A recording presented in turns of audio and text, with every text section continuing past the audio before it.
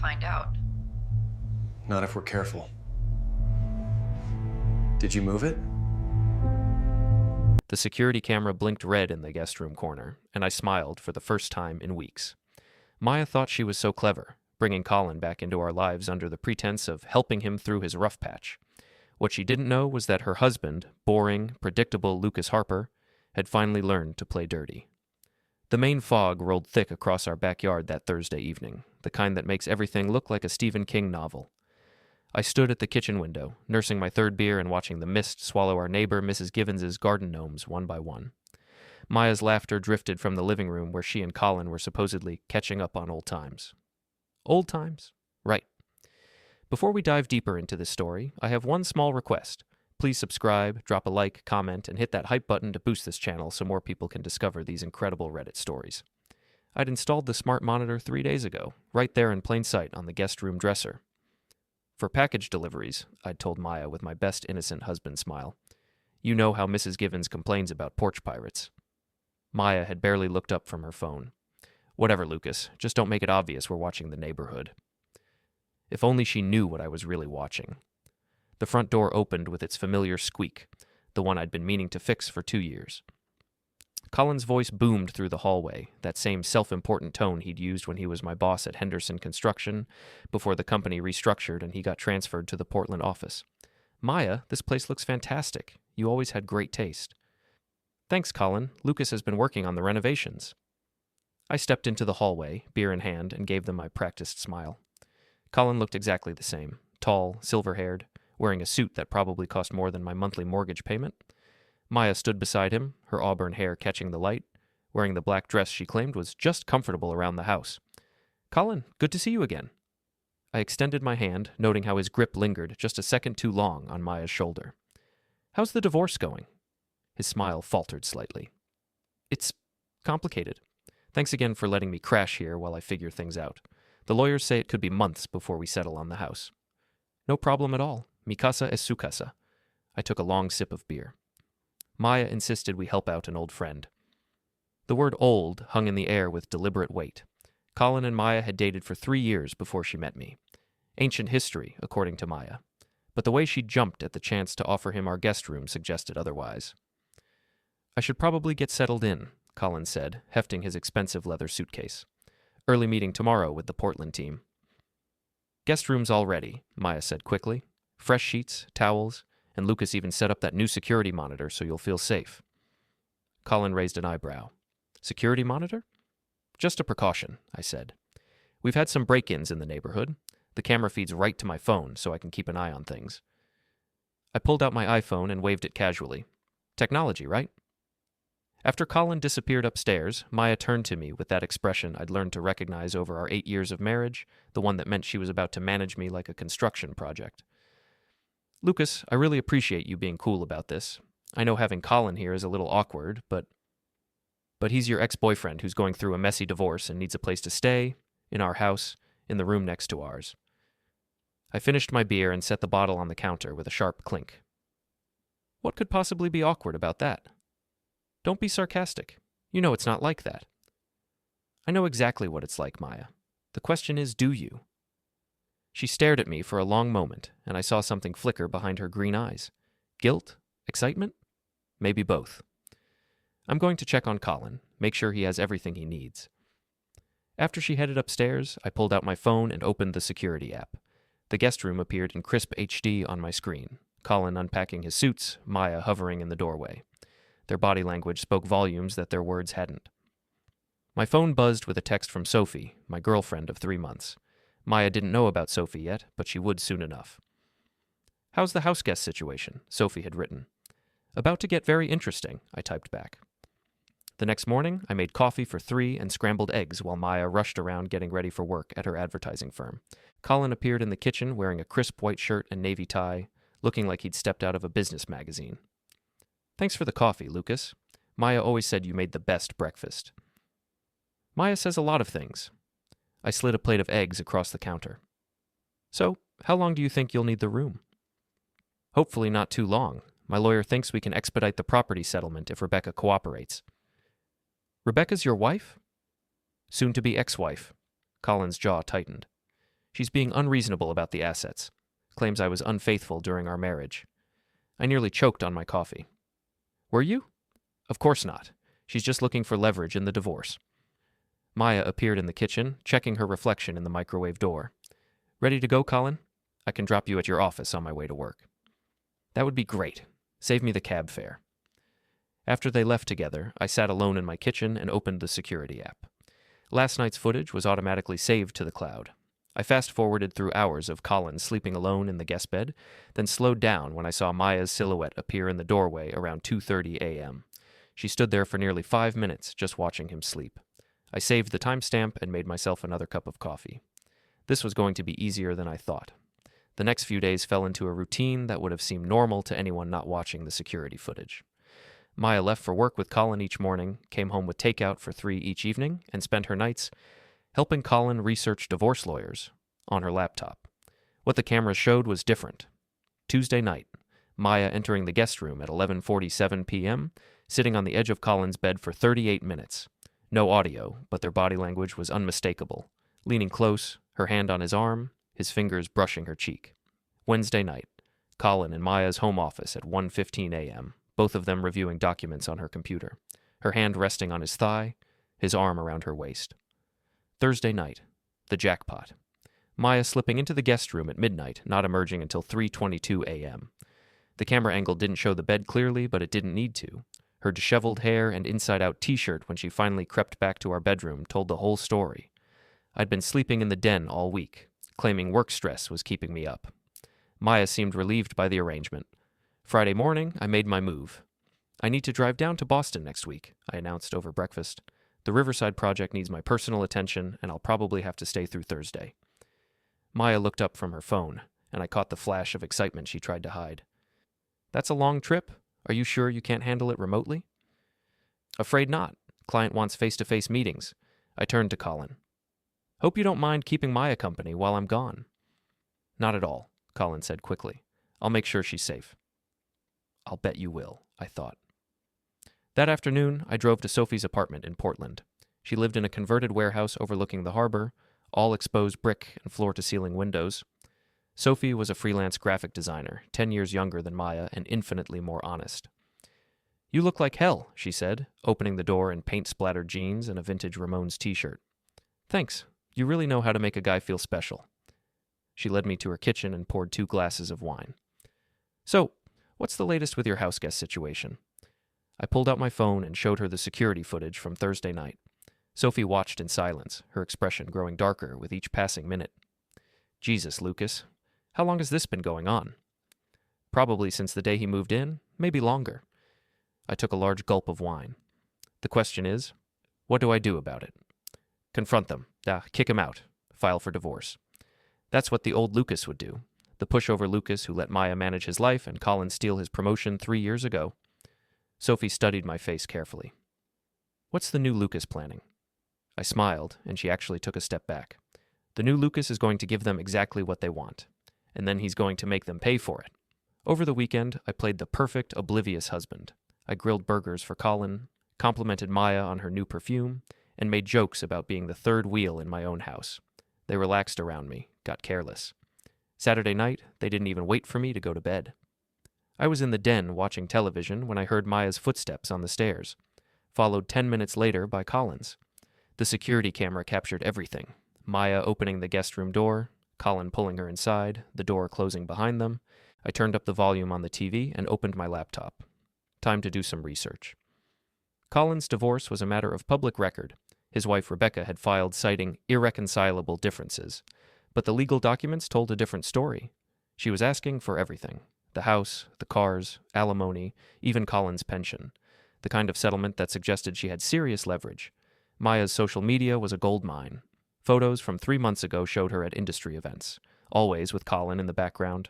A work dinner in Portland that happened to coincide with Colin's business trip. A girls' weekend in Boston, the same weekend Colin claimed to be visiting his sick mother there. I'd been blind, but I wasn't stupid. Sunday morning, I made pancakes and fresh coffee. Maya and Colin appeared in the kitchen looking like guilty teenagers, all stolen glances and careful distances. Sleep well? I asked cheerfully. Great, thanks, Colin said. This guest bed is more comfortable than my own. I'm sure it is. I flipped a pancake with perhaps a little too much force. Maya, did you know Colin's divorce hearing got moved up? It's on the court calendar for next month. Maya's fork clattered against her plate. How do you know that? Public records. I was curious about the timeline, so I looked it up. I slid pancakes onto their plates. Looks like Rebecca's really going after him. Claims he was having an affair during their marriage. The silence stretched until Colin cleared his throat. Rebecca's always been paranoid. She sees conspiracies everywhere. Paranoid wives are the worst, I agreed. Always imagining their husbands are sneaking around behind their backs. Thank God Maya and I trust each other completely. Maya's face had gone pale. Lucas, maybe we shouldn't discuss Colin's personal business. You're right. Privacy is important in a marriage. I sat down with my own plate and looked directly at Colin. By the way, I've been thinking about upgrading our security system, maybe add some audio recording to go with the video. What do you think? Colin's coffee cup froze halfway to his lips. Audio recording? Maya asked. Sure. The police say it helps with prosecutions if you can hear the criminals talking. Plus, you never know what people might say when they think they're alone. I took a bite of pancake and smiled at both of them. Technology is amazing these days. You can see and hear everything. Monday morning, I kissed Maya goodbye like the devoted husband I'd been for 8 years, shook Colin's hand, and loaded my truck with enough luggage to sell the Boston story. Then I drove exactly 3 miles to the Comfort Inn on Route 1 and checked in under my own name. Phase 2 was about to begin. I'd barely settled into my motel room when my phone started buzzing. Mrs. Givens had texted me a photo of Colin's BMW still parked in our driveway at 10:30 a.m. Thought he was supposed to be at work? She wrote. Mrs. Givens was 73 years old and had been monitoring our neighborhood like a one-woman surveillance operation for the past 15 years. Most people found her annoying. I was about to find her invaluable. Maybe he's sick, I texted back. Could you keep an eye on things while I'm out of town? Maya worries about being alone with a strange man in the house. 3 dots appeared immediately. Of course, I'll watch carefully. Perfect. Around noon, I drove to Henderson Construction's main office. My replacement as regional manager was a decent guy named Pete Morrison, who'd been apologetic about taking my job after Colin's reorganization had pushed me down to project supervisor. Lucas, what brings you by? Thought you were in Boston this week. Change of plans. Hey, Pete, I need a favor. Can you get me Colin Reddick's direct supervisor's contact information? Pete's eyebrows shot up. Colin? Why do you need... Personal matter. Nothing that affects the company. 20 minutes later, I had the name and email address of Janet Holbrook, Regional Director of Operations for Henderson's Northeast Division, Colin's boss. I drove back to the motel and opened my laptop. Time to craft the perfect email. Dear Ms. Holbrook, I typed, I hope this message finds you well. I'm writing to bring to your attention some concerning behavior by one of your employees, Colin Reddick, that may violate company policy regarding professional conduct. I attached 3 video files from the security camera, carefully edited to show Colin and Maya's late-night meetings without revealing the more intimate moments. The timestamps clearly showed these encounters happening during work hours when Colin should have been at his office. Mr. Reddick has been staying in my home as a guest during his divorce proceedings. However, his relationship with my wife appears to have crossed professional boundaries, particularly given their previous romantic history. I felt you should be aware of this situation. I signed it Lucas Harper, former regional manager, Henderson Construction, and hit send. Then I called Maya. Hi, honey, she answered, slightly breathless. How's Boston? Terrible traffic, boring meetings, the usual. What are you up to? Just working from home today. Colin's here too. He had some calls to make.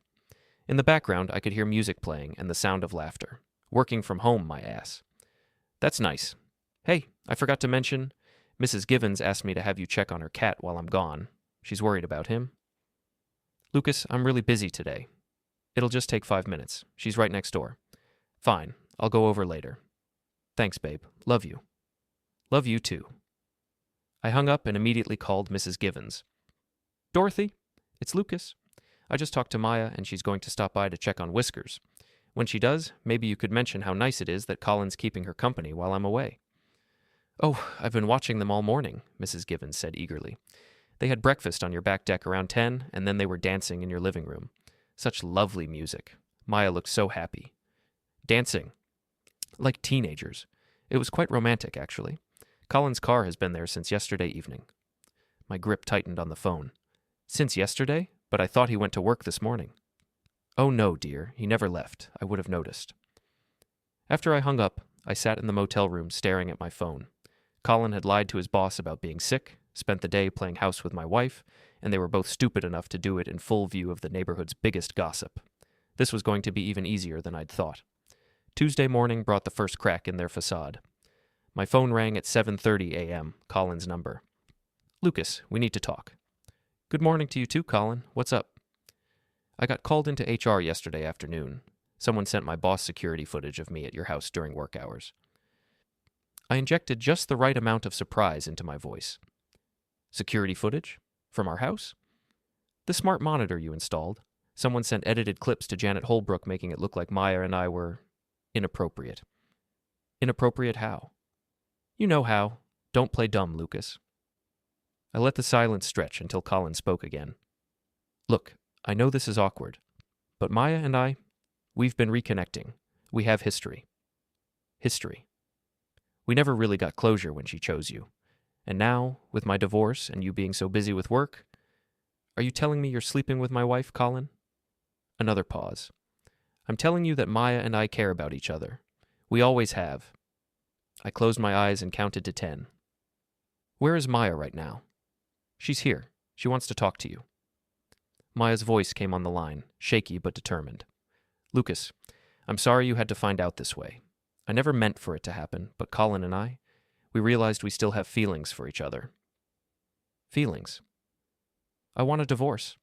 I'll move out this weekend and we can work out the details through lawyers. I stared at the motel room ceiling, listening to my wife of 8 years tell me she was leaving me for her ex-boyfriend who was staying in our guest room. Maya, yes? No. What do you mean, no? I mean, no, you won't be moving out this weekend. No, we won't be working out details through lawyers. And no, I won't be making this easy for either of you. I could hear Colin's voice in the background, but couldn't make out the words. Lucas, please be reasonable. I've been reasonable for 8 years. I was reasonable when you had to work late with Colin 3 months ago. I was reasonable when you insisted we help him through his divorce. I was reasonable when I installed a security camera that recorded everything you've been doing in my house. Maya's sharp intake of breath was audible through the phone. That's right, sweetheart. I have video of everything. Every late-night visit, every stolen kiss, every lie you've told me. And if you think I'm going to quietly disappear so you two can play house, you're about to learn just how unreasonable I can be. I hung up and immediately called a locksmith. By Wednesday afternoon, the locks were changed, Maya's belongings were stacked neatly on the front porch, and Mrs. Givens had taken enough photos to document the entire neighborhood drama for posterity. Maya's first call came at 3:17 p.m. Lucas, you can't lock me out of my own house. Actually, I can. The house is in my name, remember. You insisted on keeping your credit clean for business loans. This is illegal? I have rights. You have the right to find somewhere else to live. Might I suggest Colin's place? Oh, wait, that's right. His wife still lives there.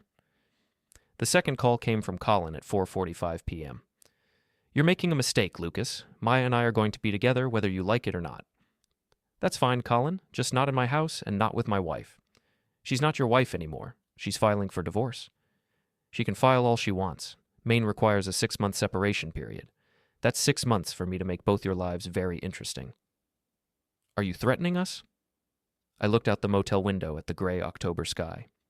Colin, in all the years you've known me, have I ever made a threat I didn't keep? The silence on the other end told me he was finally starting to understand who he was dealing with.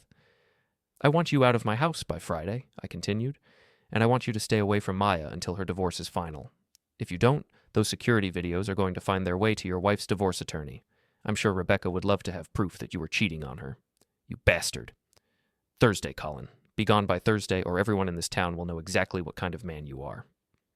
I hung up and smiled for the first time in weeks.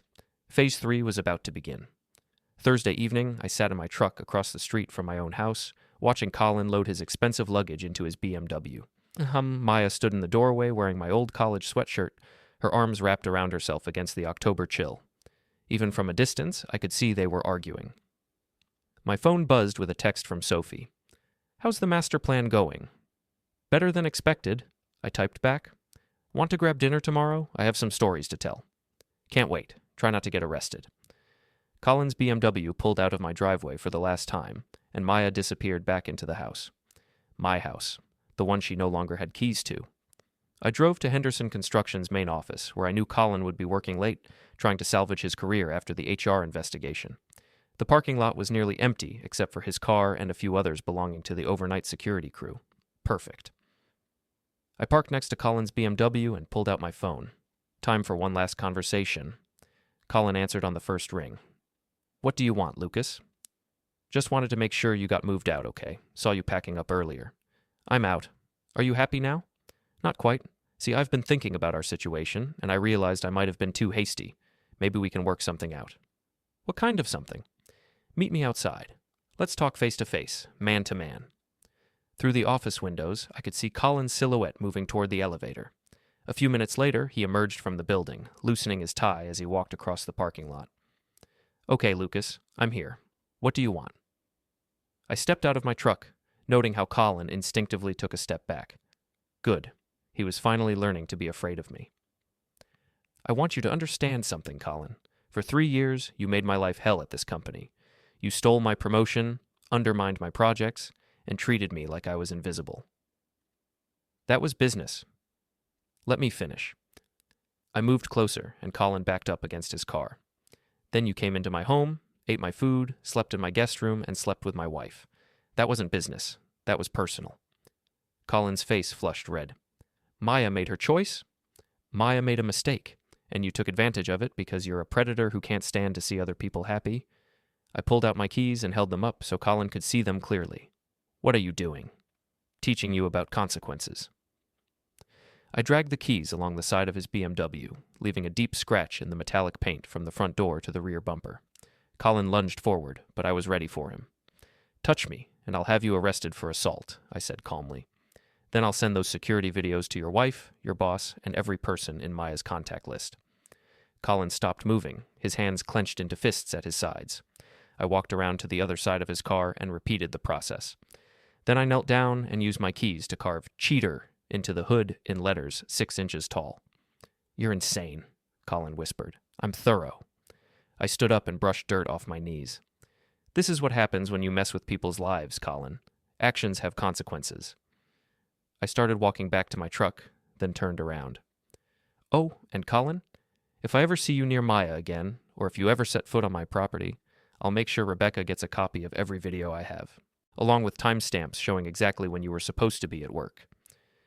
I drove away, leaving Colin standing next to his vandalized car, probably calculating how much the repair work would cost. My phone rang as I pulled into the motel parking lot. Maya's number. "Lucas, what did you do to Colin's car?" "I decorated it. Consider it performance art." "He's talking about pressing charges." "For what?" "I didn't touch him. And property damage is a misdemeanor that would require him to explain why he was having an affair with a married woman." "You can't keep doing this." "Watch me." I hung up and went into my room. Tomorrow was Friday, which meant Maya would be at work at her advertising agency. Time to pay her colleagues a visit. Maya worked for a small but prestigious firm called Creative Solutions, housed in a renovated Victorian mansion in Portland's Arts District. I'd been to several company parties over the years and knew most of her coworkers by name. Friday morning, I put on my best suit and drove to Maya's office. The receptionist, a young woman named Jennifer, smiled when she saw me. "Lucas, what a nice surprise. Are you here to see Maya?" "Actually, I was hoping to speak with David." David Chen was the agency's owner and Maya's direct supervisor. "Is he available?" "Let me check." Jennifer picked up her phone. "David, Maya's husband is here to see you." "Okay, I'll send him up." David's office occupied the entire third floor of the converted mansion, with exposed brick walls and floor-to-ceiling windows overlooking the harbor. He greeted me with a firm handshake and his usual politician's smile. "Lucas, good to see you. How's the construction business?" "Can't complain. Actually, David, I wanted to talk to you about Maya." His smile faltered slightly. "Is everything okay?" I sat down in the leather chair across from his desk and pulled out my phone. "That depends on how you define okay." I showed him one of the security videos, the edited version that showed Maya and Colin embracing in our kitchen at 2 a.m. on a Tuesday night. "Maya's been having an affair with her ex-boyfriend," I said quietly. "The man in the video is Colin Reddick. He's a client of yours, isn't he?" David's face had gone pale. "Lucas, I don't know what to say. Maya's been using company time and resources to conduct this relationship.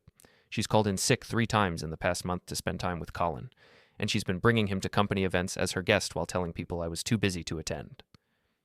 I pulled up Maya's social media on my phone and showed David the photos from the agency's recent client appreciation dinner.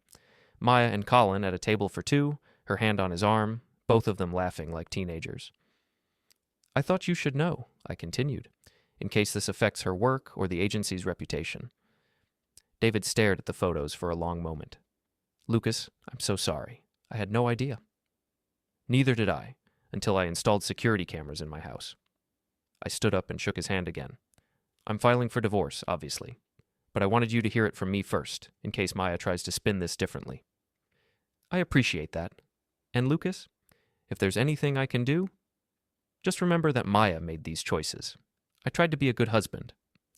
As I walked back through the office, I could feel the stares of Maya's coworkers. Jennifer, the receptionist, looked like she was about to cry. Maya's cubicle neighbor, a woman named Sarah, pretended to be busy with her computer, but I could see her typing frantically, probably texting Maya about my visit. By the time I reached my truck, my phone was already ringing. Lucas, what the hell did you just do?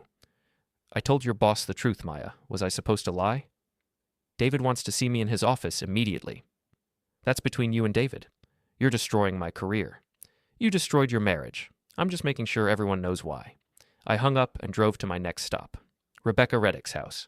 Colin's soon-to-be ex-wife lived in a sprawling colonial in Cape Elizabeth, the kind of neighborhood where the lawns were always perfect and the mailboxes all matched.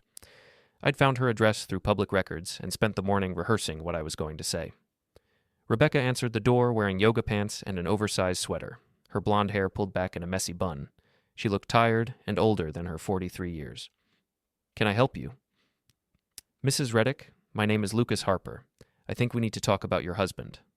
Her expression hardened immediately. If Colin sent you? Colin doesn't know I'm here. In fact, I think you'll find we're on the same side. I held up my phone, showing her one of the security videos. That's my wife with your husband. This was taken in my house 3 days ago. Rebecca stared at the screen, her face cycling through a dozen emotions. Snake, she whispered, may I come in? 20 minutes later, I was sitting in Rebecca's kitchen while she made coffee with shaking hands. I knew he was cheating, she said. I could smell her perfume on his shirts, and he was getting mysterious phone calls, but I couldn't prove it. Now you can. I handed her a flash drive containing copies of all the security footage. Timestamps, metadata, everything your lawyer will need. Rebecca plugged the drive into her laptop and started scrolling through the files. This is comprehensive. I'm thorough when people betray me. Why are you helping me? You don't even know me. I thought about that for a moment. Because Colin destroyed my marriage, and he's been lying to you for months. Because Maya threw away 8 years for a man who's never been faithful to anyone. And because I want them both to understand that actions have consequences. Rebecca looked up from the laptop screen. What do you want in return? I want you to use this evidence to take Colin for everything he's worth. And I want you to make sure Maya's name is all over the divorce proceedings. That's it? That's it? Rebecca smiled for the first time since I'd arrived. Lucas, I think this is the beginning of a beautiful friendship. Saturday morning, I checked out of the motel and drove home. Maya's belongings were gone from the front porch, probably retrieved under Mrs. Gibbons's watchful eye. But my house felt empty in a way that had nothing to do with missing furniture. I was making coffee when my phone rang, Sophie's number. How's the revenge business? She asked. Profitable. Want to come over for breakfast? I have stories. On my way. Sophie arrived 30 minutes later, carrying a bag of fresh bagels and wearing a sundress that made her look like sunshine personified. We sat at my kitchen table while I told her about my week of calculated destruction. Jesus, Lucas, you really went nuclear on them. They started this war. I'm just finishing it. What's next? I pulled out my phone and showed her a text message I'd received an hour earlier from an unknown number. We need to talk. Meet us at the Riverside Motel tonight at 8. Come alone. M&C. Sophie frowned. That sounds like a trap. It is. They're going to try to threaten me, probably claim they have something on me that will make me back off. So you're not going? I smiled. Oh, I'm definitely going, but not alone. The Riverside Motel was a run-down collection of single-story buildings on the outskirts of town, the kind of place that rented rooms by the hour and didn't ask questions. I arrived at 7:45 p.m. with Sophie following in her car and Nate Morrison, my old army buddy who worked construction, parked across the street in his pickup truck. Maya and Colin were waiting in the motel office, both looking like they hadn't slept in days. Maya had lost weight, and Colin's usually perfect hair was disheveled. Good. "Lucas," Maya said as I walked in, "thank you for coming. Wouldn't miss it. What's this about?" Colin stepped forward, trying to project authority he no longer possessed. "This harassment has to stop. You've cost me my job, destroyed Maya's career, and now you're dragging my wife into it." "Ex-wife, soon. And I didn't drag Rebecca into anything. I just gave her the evidence she needed to protect herself from a cheating husband." "You're obsessed with revenge," Maya said. "This isn't healthy, Lucas. We need to find a way to move forward." "I agree. Here's how we move forward. You two disappear from my life completely. Maya files for divorce and waits out the separation period without contact. Colin stays away from both of us and deals with his own legal problems." "And if we don't?" Colin asked. I pulled out my phone and opened a video app.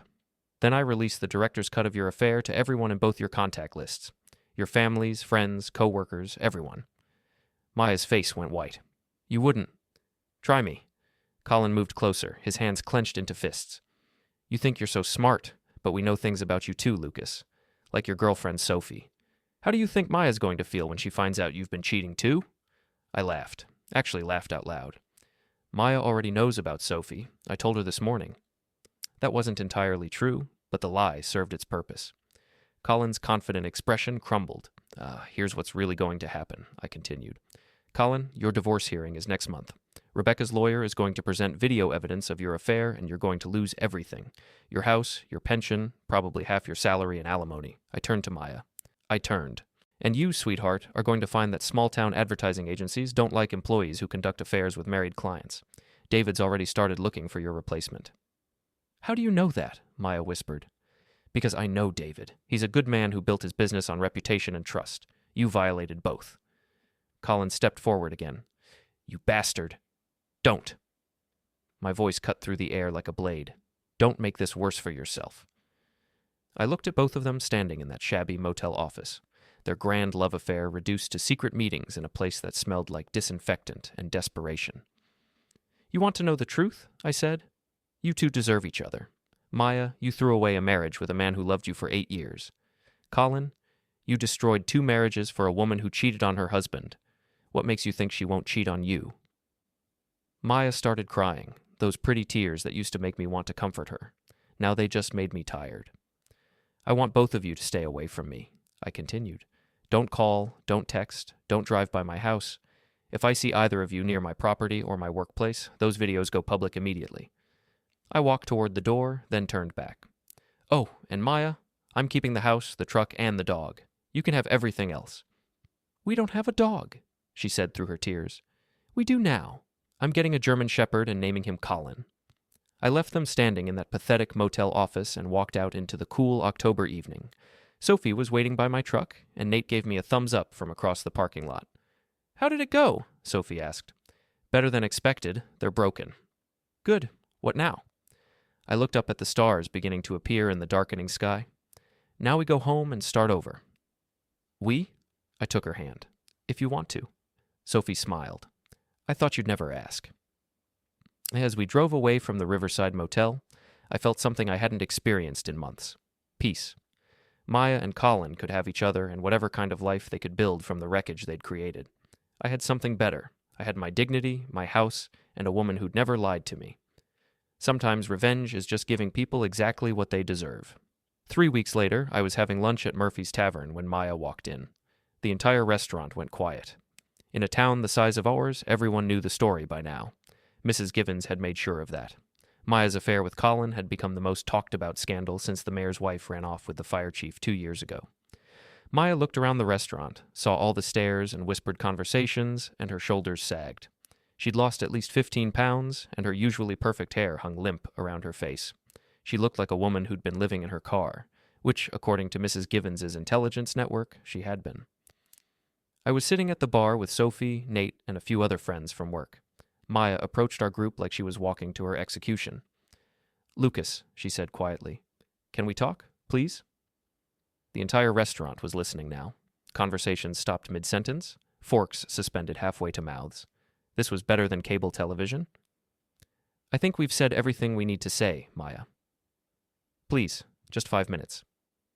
Sophie squeezed my hand under the bar. It's okay, she whispered. Let her talk. I turned to face Maya, noting the dark circles under her eyes and the way her hands shook slightly. 5 minutes. I made a mistake, she began. The biggest mistake of my life. Colin and I, it's over. It was never real, what we had. It was just nostalgia and loneliness and stupidity. Okay. I lost my job. David fired me last week, and my parents won't speak to me after they saw the videos. I hadn't sent the videos to her parents, but someone had. Probably Rebecca's lawyer, building a case. I'm sorry to hear that. Colin's wife took him for everything in the divorce. He's living in a studio apartment and working at a hardware store in Bangor. He blames me for ruining his life. Imagine that, Maya's voice cracked. I have nothing left, Lucas. No job, no money, no friends. I've been sleeping in my car for a week. The restaurant was silent now. Even the kitchen staff had stopped working to listen. What do you want from me, Maya? I want to come home. I want to fix this. I want my husband back. I looked at her for a long moment. This woman I'd loved for 8 years, who'd shared my bed and my dreams and my bank account, who'd thrown it all away for a few stolen nights with a man who'd abandoned her the moment things got difficult. Maya, I said, loud enough for everyone in the restaurant to hear. Do you remember what you told me the day you moved out? She nodded, tears streaming down her face.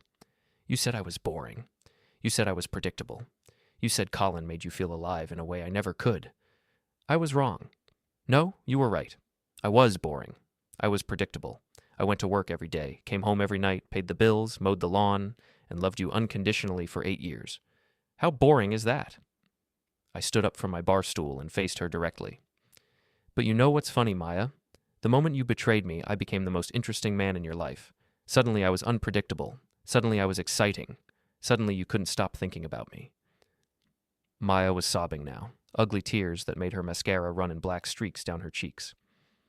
The problem is, I continued, I don't want to be interesting to you anymore. I don't want to be anything to you anymore. I pulled out my wallet and placed a $20 bill on the bar. Sophie and I are getting married next month. We bought a house in Portland, and I'm starting my own construction company. I'm building a life with someone who appreciates boring, predictable love. I looked around the restaurant at all the faces watching this drama unfold. Maya Harper threw away the best thing that ever happened to her for a few nights with a married man who didn't even have the decency to leave his wife first. She destroyed 2 marriages, lost her career, and alienated everyone who ever cared about her. I turned back to Maya, who was now leaning against a table for support. And the most beautiful part is, I didn't have to destroy her life. She did it herself. All I did was make sure everyone could see her true character. I took Sophie's hand and started walking toward the door. Lucas, wait! Maya called after me. Please, I love you. I stopped and turned around one last time. Maya, you don't love me. You never did. You loved the security I provided, the stability, the comfortable life. But you didn't love me enough to stay faithful, and you don't love me now. You just love the idea of not sleeping in your car. The restaurant was so quiet I could hear the clock ticking behind the bar. You made your choice when you brought Colin into our house. You made your choice when you snuck into his bed while I was sleeping in the den. You made your choice when you asked for a divorce so you could be with him. I smiled, and several people in the restaurant actually shivered. Now you get to live with the consequences of those choices, just like I'm living with the consequences of mine. Sophie and I walked out of Murphy's Tavern into the bright November sunshine, leaving Maya standing alone in a room full of people who would never look at her the same way again. That was brutal, Sophie said as we got into my truck. She wanted a new life. Too bad she didn't ask about the price. As we drove away, I could see Maya through the restaurant window, still standing in the same spot, surrounded by whispers and stares and the wreckage of her own making. I'd won. Completely, utterly, devastatingly won. And the best part was, I'd done it all without breaking a single law or throwing a single punch. I'd simply held up a mirror and forced everyone to see Maya and Colin for who they really were. Sometimes the best revenge is just telling the truth,